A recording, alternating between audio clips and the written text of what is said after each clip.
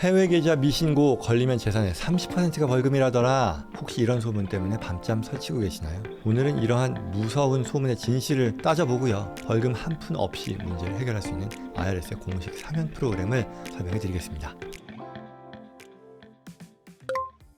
오늘 다룰 내용은요, 바로 해외 금융계좌 미신고 문제로 고민하는 수많은 영주권 또 시민권자들을 위한 진정한 의미의 사면 프로그램, 바로 스트림라인 프로시저에 대한 설명입니다. 많은 분들이 이 미국 세금 보고하면 막연한 두려움과 함께 엄청난 벌금을 떠올리시는데요. 특히 이 해외 계좌 신고 관련해서 더 그렇습니다. 배경도 있고 왜 그런지 이유도 제가 이해할 수 있지만 많은 경우 그렇지 않다라는 것 전달하려는 것이고요. 특히 고의가 아닌 실수로 이러한 해외 자산 신고 의무를 위반한 분들을 위해 IRS가 직접 마련한 구제 절차에 대한 설명이니까요. 오늘 그 구체적인 내용 그리고 어떻게 활용할 수 있는지에 대한 것 살펴보겠습니다. 이번 10월 18일 그리고 10월 23일 저와 JC&컴퍼니의 전문가들이 LA와 오렌지 카운티 교민 여러분을 직접 찾아갑니다. 지난 9월이었죠. 뉴저지에서 진행된 파이낸셜 컨설턴트 모집 행사와 세미나가 굉장히 성공적으로 마무리되었는데요. 복잡 다양해지는 고객들의 세무, 자산관리 서비스에 대한 니즈와 함께 법률, 세무, 자산관리 원스톱 솔루션의 필요성을 다시 한번 체감하는 행사였습니다. 먼저 10월 18일 토요일 오전 11시요. LA 한인타운에서요. JC 파이낸셜 컨설턴트 모집 설명회가 열립니다. 높아져가는 미주 한인들의 위상과 함께 갈수록 복잡해지는 고객들의 이슈는 더 이상 한 가지 분야의 전문성만으로는 부족한 때입니다. 저와 JC&컴퍼니의 원스톱 솔루션 네트워크 속에서 전문가로 성장하고 함께 미래를 그려나가고 싶은 분들의 많은 관심 바랍니다. 그리고요, 10월 23일 목요일 저녁 7시에는요, JC&컴퍼니 본사가 있는 얼바인에서 미국 절세 그리고 은퇴 전략 세미나가 진행됩니다. 누구도 알려주지 않았던 자산가들의 성공 규칙부터 트럼프 대통령도 활용했던 숨은 절세 비법과 함께 해외 계좌 신고, 리빙 트러스트 등 교민분들이 반드시 알아야 할 자산관리 성공 전략을 실제 사례 중심으로 액션 플랜을 소개합니다.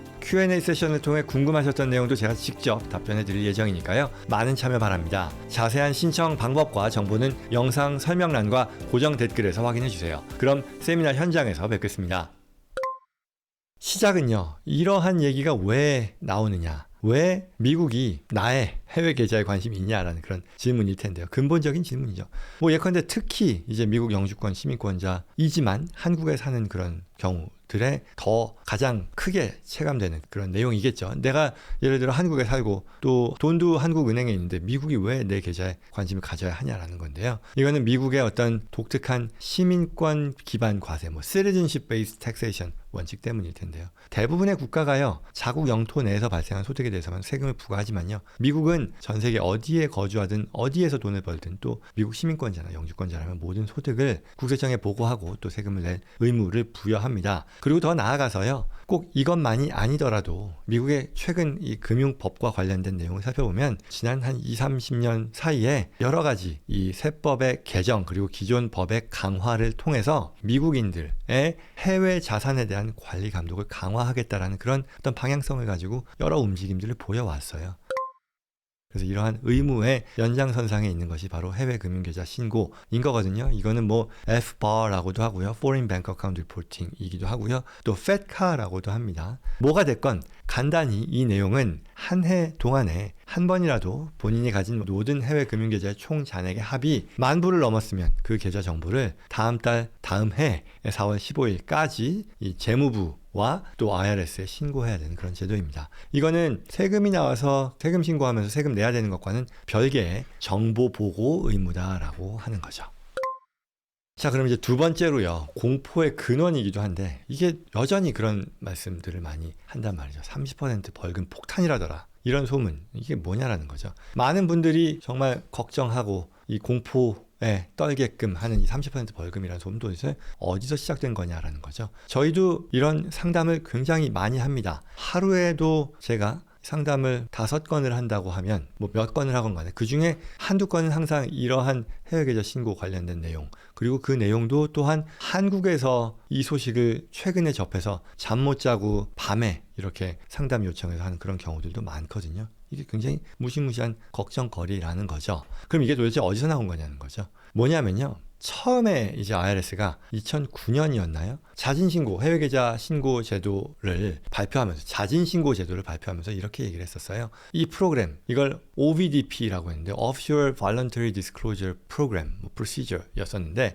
해외 금융계좌 자진신고 프로그램을 첫 번째로 어나운스를 했었거든요. 그래서 이 내용의 핵심은 이렇게 해외계좌를 신고하지 않은 사람들이 자진신고할 경우 벌과금을 27.5%로 낮춰준다라고 얘기했고, 그리고 형사처벌, 감옥 가는 거예요. 이것도 피할 수 있게 해준다라는 그런 제안이었었어요. 근데 이게 어떨까요? 27.5%만 받는다라는 것이 이게 무슨 사면 프로그램이야? 라고 생각할 수도 있는데요. 배경은 이래요. 뭐냐면 관련 법이 이 해외계좌 신고에 대한 의무인데 이걸 지키지 않았을 경우, 위반했을 경우에 이 정부는 위반의 성격이 고의적이냐 비고의적이냐에 따라서 두 가지로 나누고요. 고의적인 위반, 예컨대 뭐 스위스은행, 뭐 비밀계좌, 탈세, 뭐 이런 듣기만 해도 좀 그런 경우에 해당되는 게 이제 고의적인 위반자들이라면 그들에 대해서 원래 근거법은요. 50% per year, 매년 계좌 잔액의 50% 그리고 거기에 추가로 감옥도 보낼 수 있다라는 그런 게 근거법이었었던 거예요. 그리고 비고의적인 위반의 경우는 위반 건당 10,000불의 페널티를 부과할 수 있고 그리고 또한 정상 참작, reasonable cause의 대상이 될 경우에는 이러한 위반을 책임을 묻지 않겠다. 웨이브할 수 있다라는 그런 법이 있었던 거죠. 근데 앞서 말씀드렸던 2009년에요. 미국 정부가 이렇게 첫 번째 자진신고 프로그램 OVDP를 발표하고 대대적으로 이제 이걸 홍보했을 때에는 그냥 그러한 배경을 얘기하지 않고 27.5%만 얘기한 거예요. 원래는 이제 핵심적인 어떤 정부의 의도는 악의적인 앞서 얘기했던 뭐 스위스 비밀 계좌 뭐 이런 것들을 통해서 고의적으로 또는 악의적으로 세금을 탈루하던 사람들을 대상으로 제공하려고 했던 그런 프로그램이었었던 거예요. 근데 이게 프로그램 자체가 그러한 부분들을 명확하게 하지 않다 보니 오히려 이게 정부의 의도와는 달리 비고의적인 위반자들에게까지 시그널을 줬었던 거죠. 무슨 얘기냐? 그런 근거법에 대해서 사실 사람들이 많이 아는 게 아니었으니까 그러면 내가 예컨대 한국에서 온 이민자들이라면 또는 한국에 다시 역이민을 간 사람들이라면 아까 10,000불 얘기했잖아요. 당신이 만약에 1억 계좌를 갖고 있으면 2,750만 원이죠? 을 벌금으로 내면 용서해 줄게. 싸다. 그럴 리가 없잖아요. 그러니 이런 대다수의 어떤 innocent violator겠죠. 이런 비고의적인 위반자들에게 자진신고를 하려면 신고하지 않은 자산의 27.5 또는 30% 벌금이다 라는 그런 잘못된 시그널을 전달하게 됐었던 거죠. 그게 아주 무섭게 각인되어 버렸던 거예요. 그래서 이게 실제로는 의도와는 달리요. 영주권, 시민권을 포기하는 사람들 이것 때문에 특히 해외에 거주하는 사람들 입장에서는 야 내가 뭐 하겠다고 무슨 부귀 영화를 누린다고 내가 이걸 국적을 계속 유지하면서 이러한 어떤 리스크를 내가 안고 가냐 그러니 난 포기할래 라고 함으로써 영주권, 시민권 포기하는 사람들도 어마어마하게 늘어나면서요. 정부는 이제 이게 우리가 원했던 게 아닌데 라고 하는 그런 어떤 역효과에 대해서 이제 각성하게 되는 그런 배경으로 이어지게 되었습니다. 그래서 결론은 이런 배경이 결국 원래는 고의적인 위반자들을 대상으로 나왔던 사면 프로그램이었는데 이걸 그러한 구분을 정부가 확실히 짓지 않다 보니 비고의적인 위반자들 대다수의 그런 선의의 위반자들 또는 뭐 그런 위반자들에게까지 이러한 잘못된 정보가 전달됨으로써 이게 무시무시하게 자진신고하려면 30%다라는 그런 잘못된 정보가 전달된 그런 배경이 되었다라는 그런 얘기입니다. 자, 그래서 정부도 이제 화들짝 놀라고 이러한 문제점들을 바로 잡기 위해서 2012년, 11년 그러면서 이제 좀 법이 정비되면서 2014년도에 지금까지도 유효한 어떤 훨씬 합리적인 공식 사면 프로그램을 만들었습니다. 이게 바로 이 해외 자산 자진신고 간소화 절차라고 하는데요. 이걸 그냥 약자로 Streamline Filing Procedure라고 부릅니다. Streamline Filing이라고 부르는데요. 이 프로그램의 핵심은요. 비고의적인 위반자들을 자진신고로 유도하고 구제하는 데 있다라는 그런 내용이었었고요. 그래서 이러한 스트림라인 프로시저의 절차는 특히 이러한 대상이 되는 미국 사람들의 거주지가 미국이냐 외국이냐에 따라서 이 혜택이 또 크게 달라지게 되었습니다. 가장 중요한 내용부터 얘기하자면요. 이러한 이 스트림라인 파일링 프로시저는요. 한국을 포함한 미국 외 지역에 거주하는 시민권자, 영주권자들에게 가장 큰 혜택을 제공하는데요. 이 프로그램을 통해서 자진신고할 경우에는 벌과금 없이 100% 사면을 받을 수 있습니다. 그도 그럴 것이 이게 앞서 배경을 얘기했을 때도요. 해외에 거주하는 미국 사람들이 가장 화들짝 놀라서 영주권 포기하고 시민권 포기하고 이런 상황들이 이어졌었다라고 말씀드렸잖아요. 그러니 이러한 것들을 피하게 하기 위해서 정부가 이 비고의적인 위반자들을 위한 사면 프로그램을 채택하면서 거기서 또 두 가지로 나눴던 거죠. 가장 큰 혜택을 해외에 거주하는 미국인들에게 혜택을 주게 되었다라는 그런 얘기죠. 그래서 결국은 밀린 세금 보고 3년치 하고요. 그리고 해외 계좌 신고 안 한 것 6년치를 제출하고요. 또 여기에 플러스 신고 누락이 고의가 아니었다. 내가 비고의적인 위반자다. non-willful, 비고의적인 위반자에 해당이 된다라는 것을 법이 정한 기준에 따라 내 케이스가 거기 적용을 할 수 있다는 것을 소명하는 진술서 또는 법률 문서를 통해서 소명하면 이거 제대로 되면 과거의 모든 해외 계좌 신고 의무 위반 사항을요. 벌금 없이 해결할 수 있다라는 어떤 말 그대로 진정한 사면의 기회로 간주되게 되었다라는 그런 얘기입니다. 그리고요, 또 이 프로그램에 따라 미국 내에 거주하는 분들에게도 또 선택지가 있어요. 뭐냐면 이러한 스트림라인드 파일링 프로시저에 따라 했을 경우에는 앞서 말씀드렸던 3년치 소득세 신고 수정, 그리고 6년치 자산 신고, 누락 또는 수정, 그리고 앞서 얘기했던 진술서, 고의적이지 않은 비고의적인 위반자의 카테고리에 내가 들어간다라는 어떤 법률상의 진술서를 만드는 것을 통해 진행하는 것은 동일하고요. 스트림라인드요. 그런데 이 경우 과거 6년간 가장 높았던 해외 계좌 잔액 총합의 5%를 벌금으로 한 번만 내게 되고요. 과거의 모든 문제를 깨끗하게 사면받을 수 있다는 그런 내용입니다. 결국 앞서 처음에 얘기했었던 그 30% 또는 27.5%에 비하면요. 훨씬 더 낮은 reasonable한 그런 합리적인 수준이라고 할 수 있겠고요. IRS의 공식적인 절차를 통해서 확실하게 문제를 매듭 지을 수 있다는 그런 장점을 들 수 있습니다. 그런데 이 미국에 거주하는 사람들의 경우요. 이 스트림라인드 좋긴 합니다만 5%도 계좌 잔액에 따라서는 또 큰 부담이 될 수도 있잖아요. 그래서 두 번째 길로 이 5%의 벌금조차 피할 수 있는 그런 옵션이 있습니다.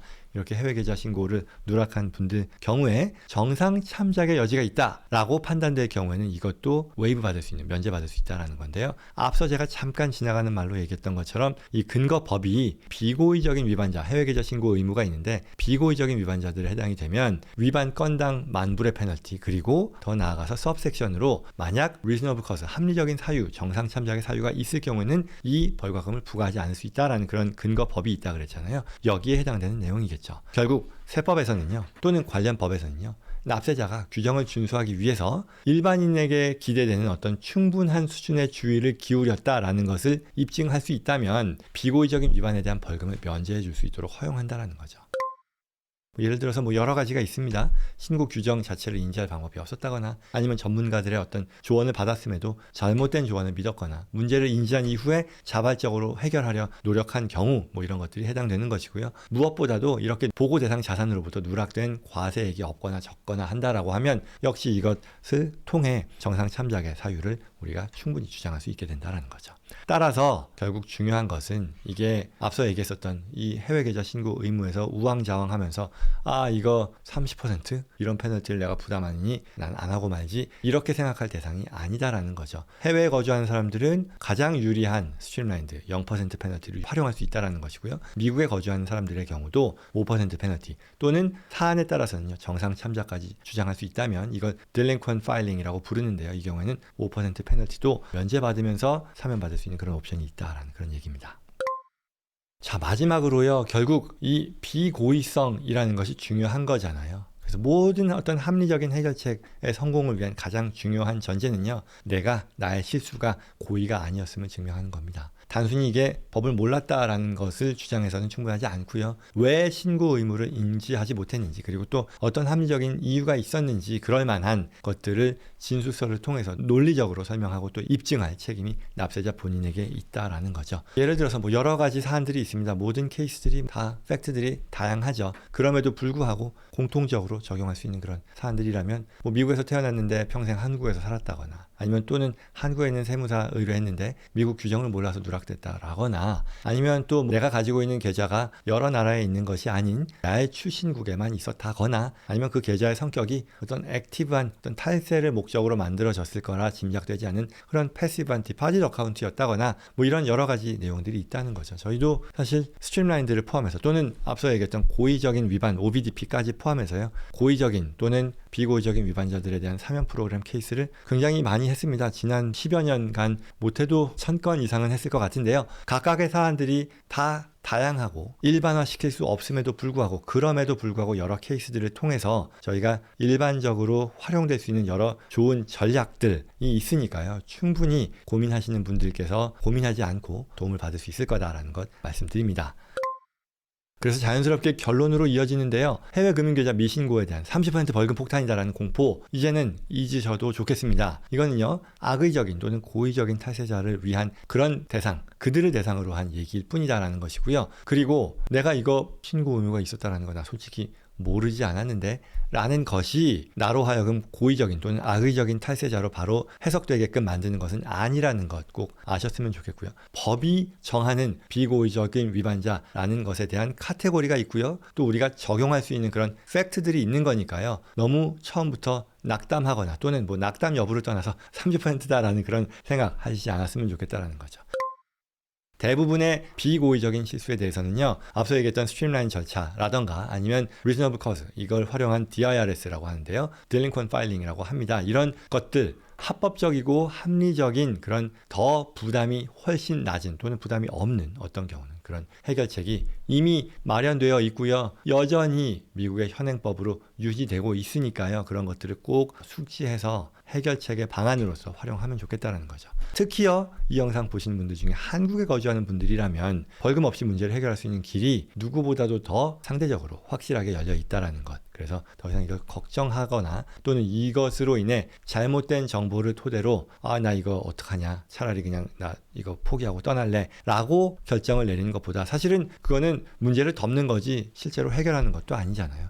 따라서 이런 것들을 충분히 제도적으로 해결할 수 있는 그런 방안이 있다는 것을 꼭 인지하시고 전문가의 도움을 통해서 필요하다면 이걸 음지에 있는 자산들을 양지로 올려서 합법적인 혜택을 누리는 길을 찾으시기를 바랍니다.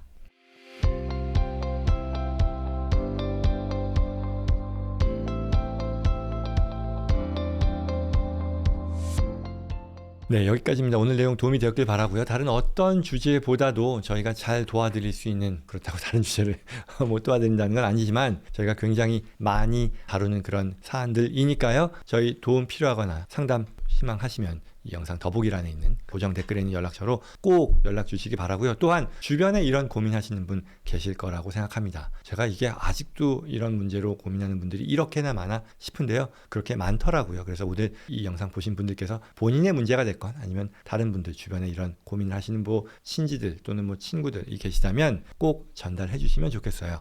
그래서 계속 제가 얘기를 좀 반복하는 것 같습니다만 그만큼 중요하고 제가 안타깝게 생각하는 그런 주제이다 보니 그리고 사실 제 영상에서도 이걸 굉장히 많이 다뤘었죠. 근데 오늘 또 다루는 그런 이유가 여기 있습니다. 네, 그래서 구독과 좋아요 다음에도 꼭 필요한 정보 놓치지 마시고요. 또 이러한 정보 주변 분들께도 전달될 수 있도록 도와주시기 바랍니다. 고맙습니다.